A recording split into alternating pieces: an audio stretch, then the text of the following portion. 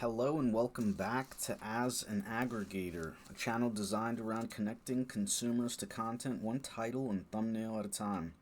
If you feel sandboxed by your YouTube algorithm, this is how you escape your filter bubble. And by this, I mean checking out the playlists and the content that we curate here on this channel.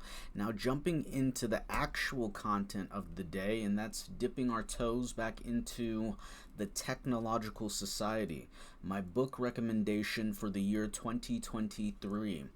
We're continuing where we left off. Now we're picking back up in the author's foreword to the Revised American Edition.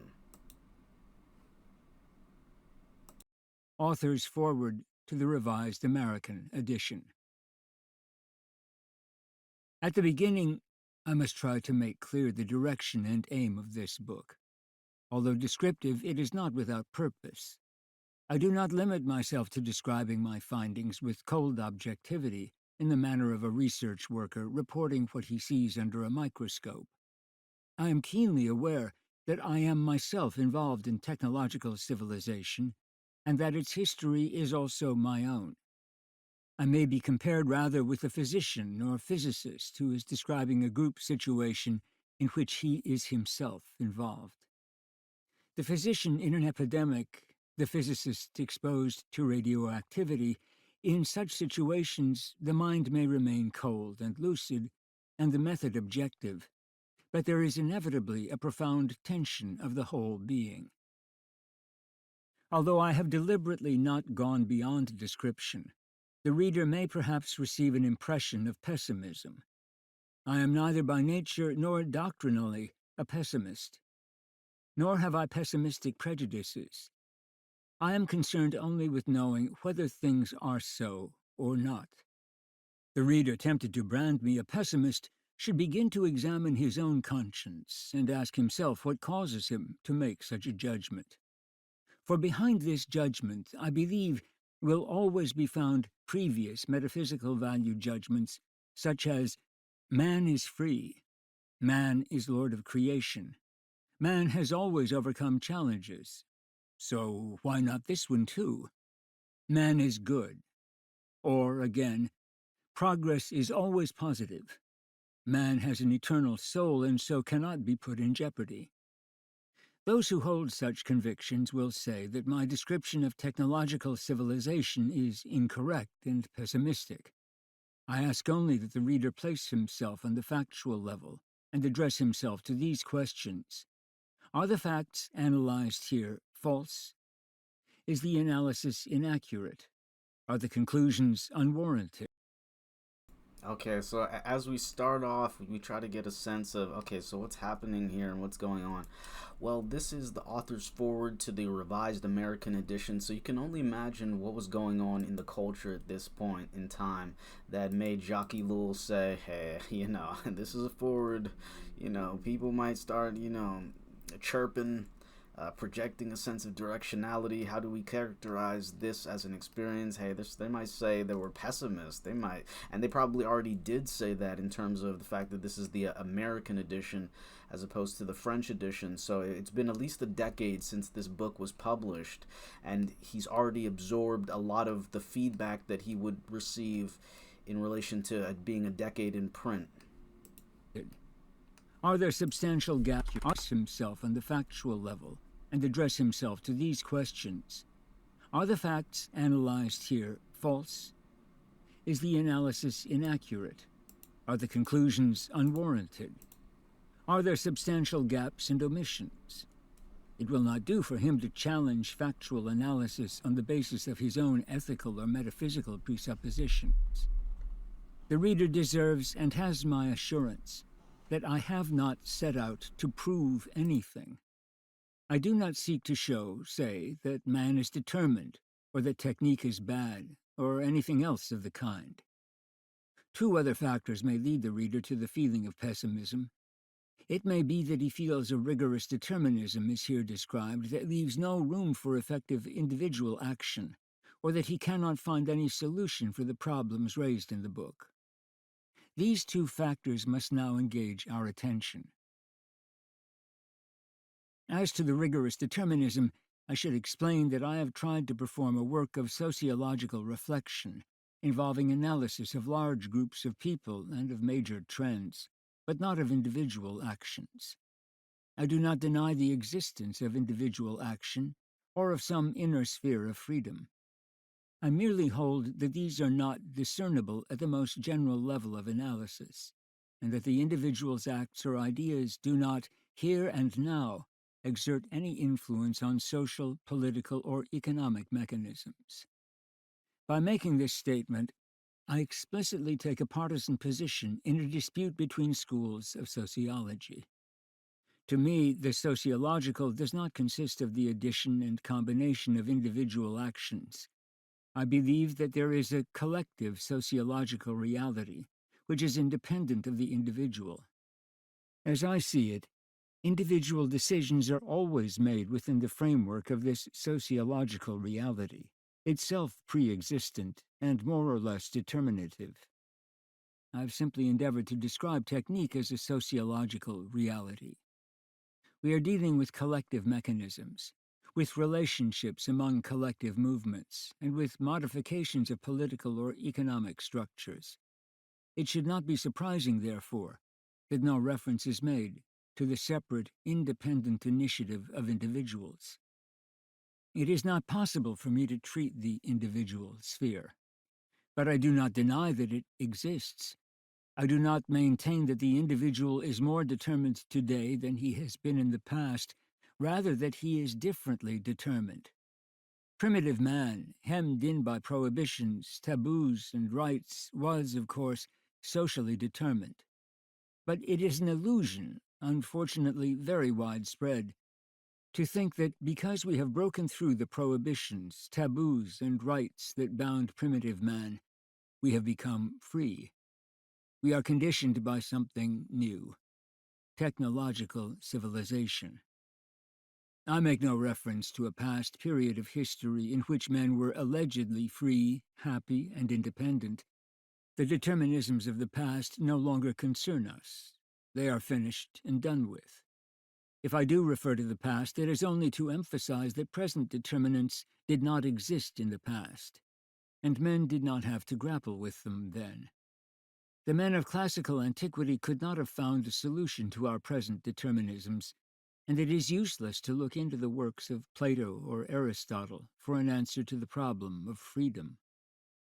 Keeping in mind that sociological mechanisms are always significant determinants, of more or less significance, for the individual, I would maintain that we have moved from one set of determinants to another.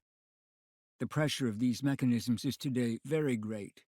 They operate in increasingly wide areas and penetrate more and more deeply into human existence. Therein lies the specifically modern problem. This determinism has, however, another aspect. There will be a temptation to use the word fatalism in connection with the phenomena described in this book. The reader may be inclined to say that if everything happens as stated in the book, man is entirely helpless. Helpless either to preserve his personal freedom or to change the course of events. Once again, I think the question is badly put.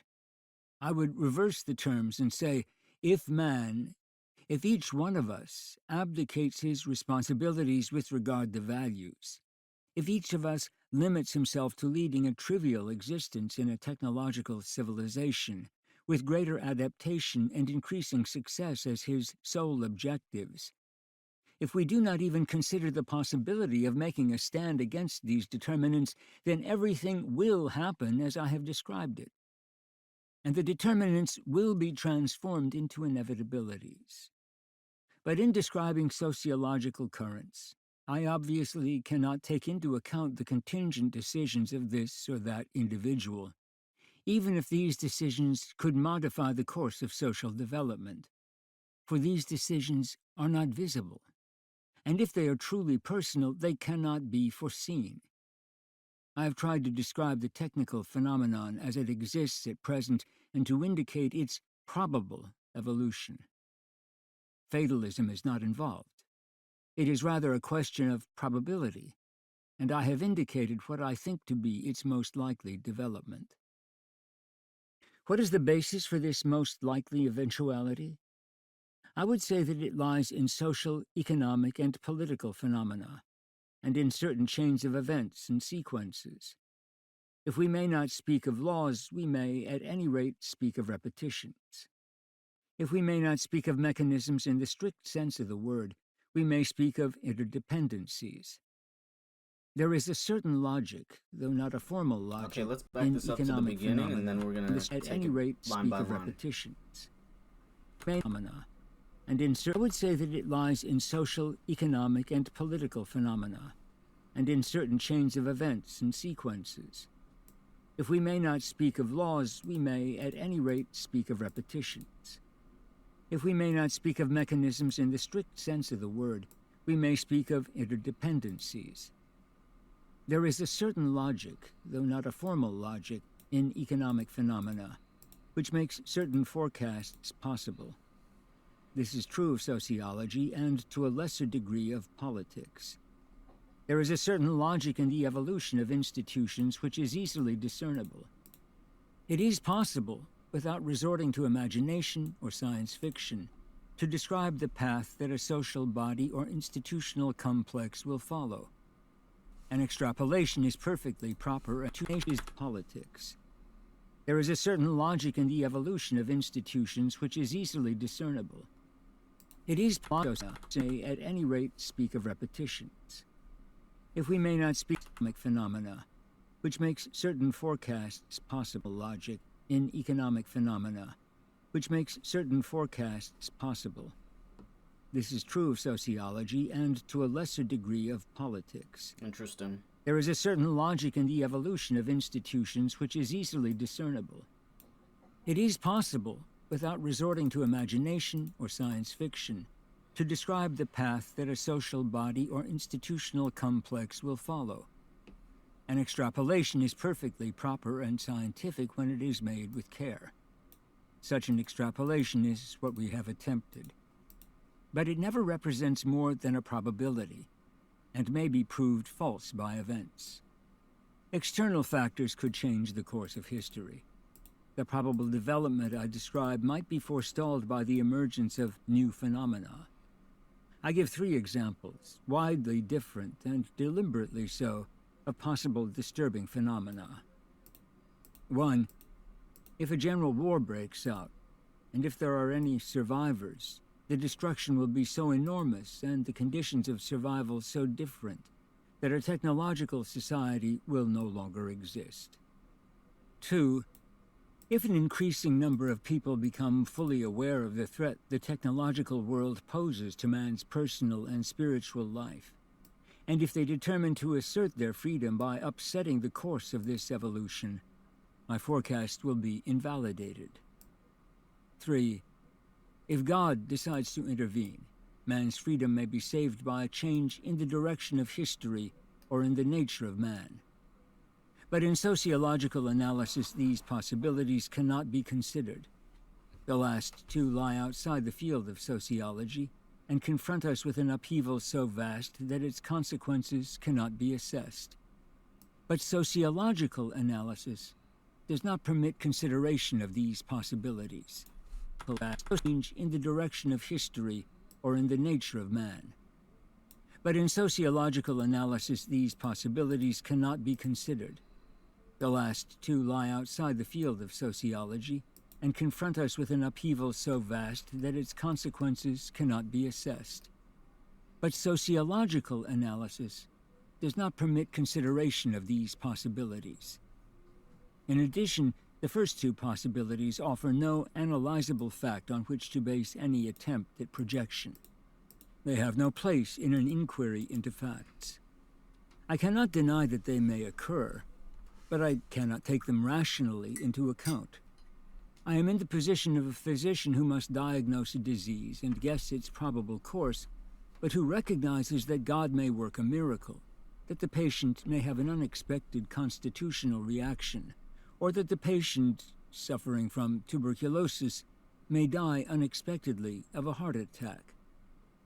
The reader must always keep in mind the implicit presupposition that if man does not pull himself together and assert himself, or if some other unpredictable but decisive phenomenon does not intervene, then things will go the way I describe.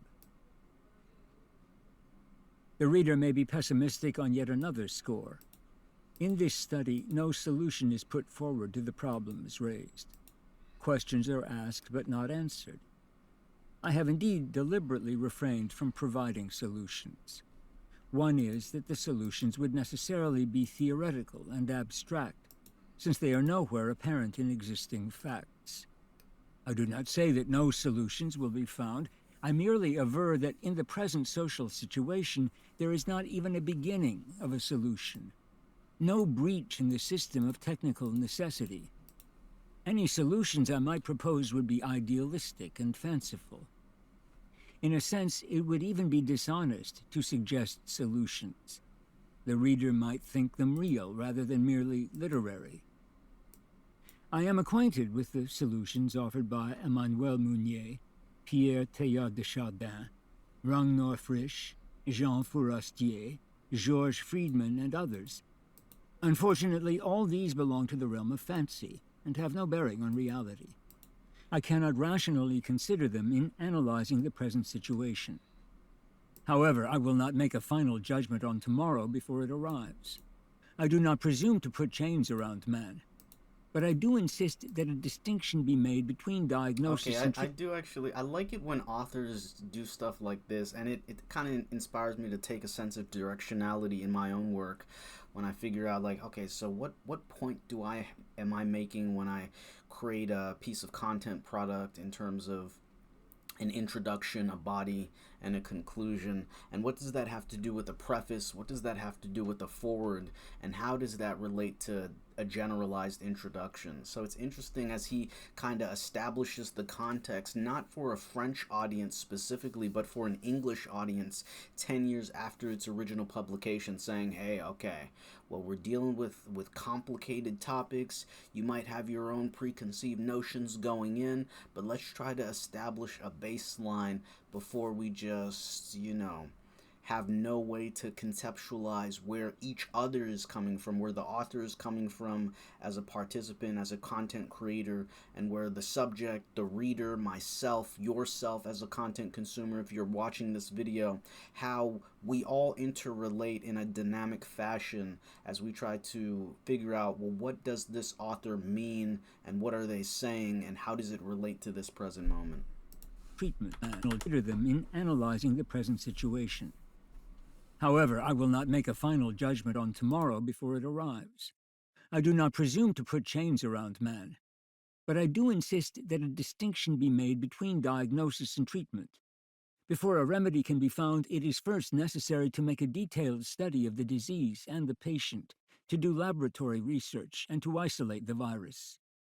It is necessary to establish criteria that will make it possible to recognize the disease when it occurs, and to describe the patient's symptoms at each stage of his illness.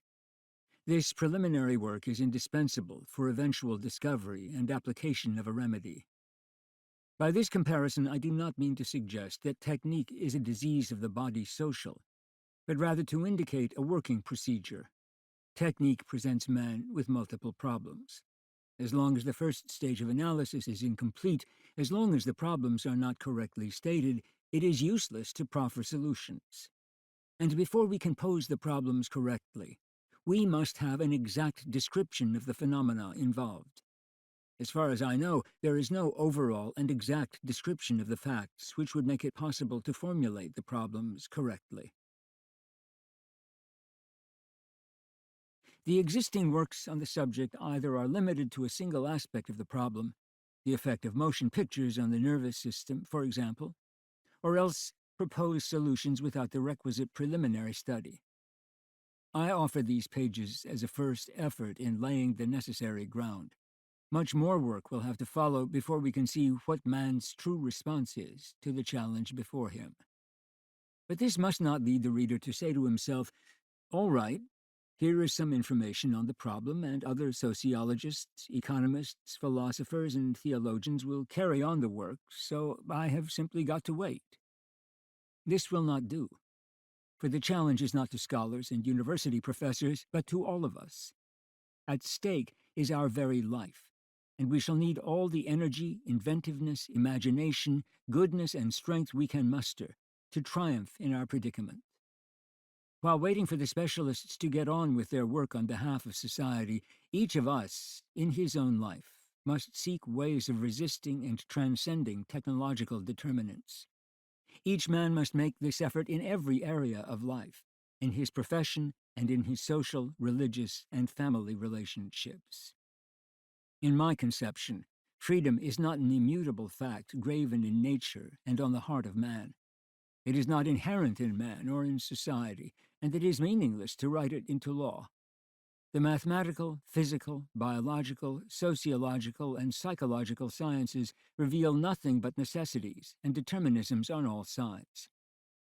As a matter of fact, reality is itself a combination of determinisms, and freedom consists in overcounting and transcending these determinisms. Freedom is completely without meaning unless it is related to necessity, unless it represents victory over necessity. To say that freedom is graven in the nature of man is to say that man is free because he obeys his nature, or to put it another way, because he is conditioned by his nature. This is nonsense. That was We an must not interesting think of the statement. Let's problem back in that up. terms of a choice to write it into law. The mathematical, physical, biological, sociological, and psychological sciences reveal nothing but necessities and determinisms on all sides.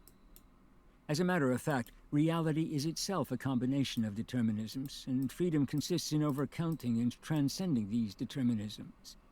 Freedom is completely without Do you meaning think unless that's it is true? related to Question mark? necessity, unless it represents victory over necessity. To say that freedom is graven in the nature of man is to say that man is free because he obeys his nature, or to put it another way, because he is conditioned by his nature. This is nonsense. We must not think of the problem in terms of a choice between being determined and being free. We must look at it dialectically and say that man is indeed determined, but that it is open to him to overcome necessity, and that this act is freedom. Freedom is not stemmed from a choice between being determined and said another way, because he is conditioned by his nature. This is nonsense. In overcounting and transcending these determinisms, it represents victory over necessity. To say that freedom is graven in the nature of man is to say that man is free because he obeys his nature, or to put it another way, because he is conditioned by his nature. This is nonsense. We must not think of the problem in terms of a choice between being determined and being free. We must look at it dialectically and say that man is indeed determined, but that it is open to him to overcome necessity, and that this act is freedom. Freedom is not static but dynamic, not a vested interest but a prize continually to be won. The moment man stops and resigns himself, he becomes subject to determinism. He is most enslaved when he thinks he is comfortably settled in freedom. In the modern world, the most dangerous form of determinism is the technological phenomenon. It is not a question of getting rid of it, but by an act of freedom, of transcending it. How is this to be done? I do not yet know. That is why this book is an appeal to the individual's sense of responsibility. The first step in the quest, the first act of freedom, is to become aware of the necessity. The very fact that man... This is a very crucial point, because, yeah, I guess this goes back to what he's talking about in terms of, determinism, but also pessimism at the beginning. Like, why am I, as a content consumer and now content creator / content curator, deciding that, hey, well, this is my book recommendation for 2023, because the concept of technique extends far outside of just, okay, what is it? Is technology, hey, we're reading this on computers and stuff. We're, digital communications. Hey, how's our lighting work? What is, are things, the Internet of Things? Is your dishwasher hooked up to the internet versus, okay, well, what type of privilege is that as a reflection of your socioeconomic status to even be on the internet right now, as opposed to starving? And what are your expectations in terms of the perpetuality of that is an experience that you might have in the course of your lifetime versus subsequent generations. Is that something we should perceive to have internalized as a newfound baseline for our quote unquote civilization, our species in general, or is this just a specific time period? So it's interesting in terms of, hey, so why do this book series? What's the point of understanding the technological society? Well, as Jacques Ellul said it in his words, yeah, it's about assessing the state of technique to define it and to characterize it and to condition an awareness of it, right? Do we even have a static awareness of this concept? At the beginning, in the first entry, it was like, hey, some of the issues that they've been having, specifically as it was written in the preface. This was the statement from the publisher, maybe even the foreword. It was like, hey, yo, these issues cause anxiety, they cause depression, because people, how are they understanding these issues? And it was going even further to say, yeah, no, these issues affect us unconsciously, even if we don't have the words to put to what it means to experience these things. So he's saying that's a part of the ethos and the effect of technique in its largest abstraction as a reference to this social milieu that we find ourselves embedded in. And he's saying, hey, you might, based on just how we're starting, based on the conceptualization, it doesn't need to be taken as though it's some fatalist conceptualization regarding the state of nature and the state of reality. But the first thing to do is to analyze the situation forthrightly so that we can not just make an assessment, but chart a course. Can see, measure, becomes not yet know. That is why this book is an appeal to the individual's sense of responsibility. The first step in the quest, the first act of freedom, is to become aware of the necessity. The very fact that man can see, measure, and analyze the determinisms that press on him means that he can face them, and by so doing, act as a free man. If man were to say, these are not necessities, I am free because of technique, or despite technique, this would prove that he is totally determined. However, by grasping the real nature of the technological phenomenon, and the extent to which it is robbing him of freedom, he confronts the blind mechanisms as a conscious being. At the beginning of this foreword, I stated that this book has a purpose. That purpose is to arouse the reader to an awareness of technological necessity and what it means. It is a call to the sleeper to awake. Jacques Ellul, Le Maurier-Passac, Gironde, France, January 1964. Pause. Okay, so that was the author's foreword to the revised American edition. Next, we're moving into the author's preface to the French edition. We're going to keep this recording rolling, and then when we return to the next video, we're going to jump into Chapter 1, Techniques. Picking back up. Author's preface to the French edition. Let us, first of all, clear up certain misunderstandings that inevitably arise in any discussion of technique. It is not the business of this book to describe the various techniques which, taken together, make up the technological society.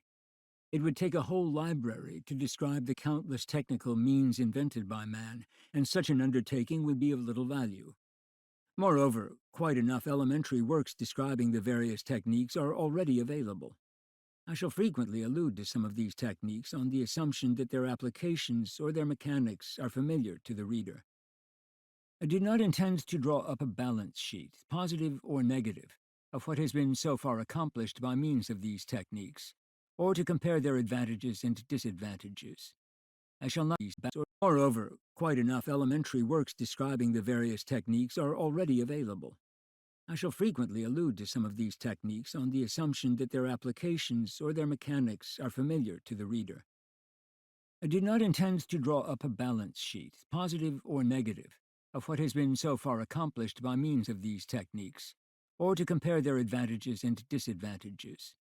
I shall not repeat what has so often been stated, that through technology the work week has been materially shortened, that living standards have risen, and so forth, or on the other side of the ledger, that the worker has encountered many difficulties in adapting to the machine.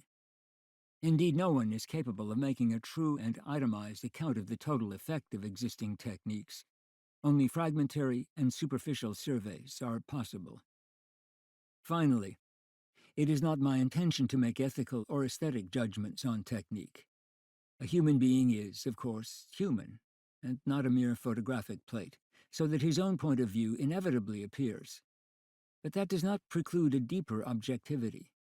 The sign of it will be that worshippers of technique will no doubt find this work pessimistic, and haters of technique will find it optimistic.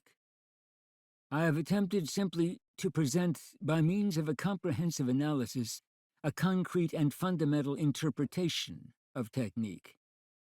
That is the sole object of this book. J.E., 1954.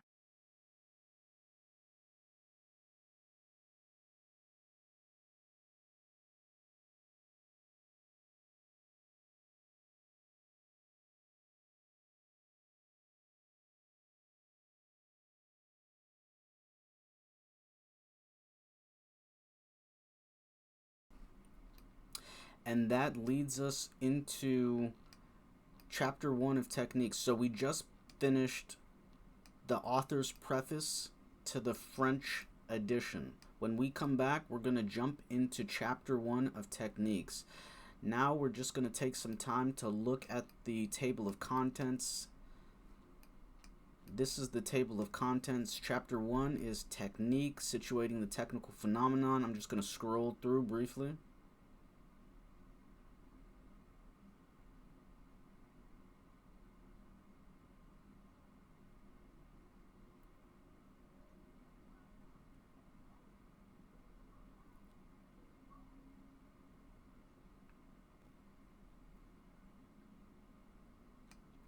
And we shall return.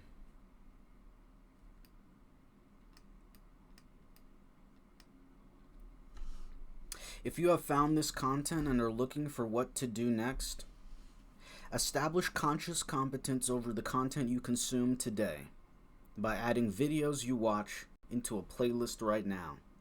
I repeat, if you have found this content and are looking for what to do next, establish conscious competence over the content you consume today by adding videos you watch into a playlist right now.